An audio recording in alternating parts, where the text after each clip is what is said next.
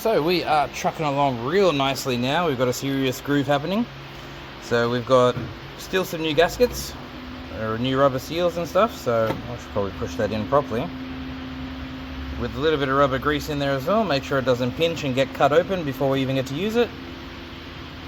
All these new square ones as well for the air intake.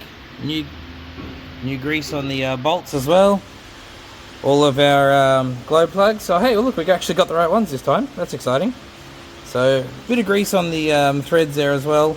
That's overkill. I don't really need to do it, but I don't want to have an issue where the brand new glow plugs strip the thread out of the brand new head because something got in the way and it just wasn't done right. So err on the side of caution, put the grease there and whatever, it's all good. And here we have our cam sensor, which I just made greasy again.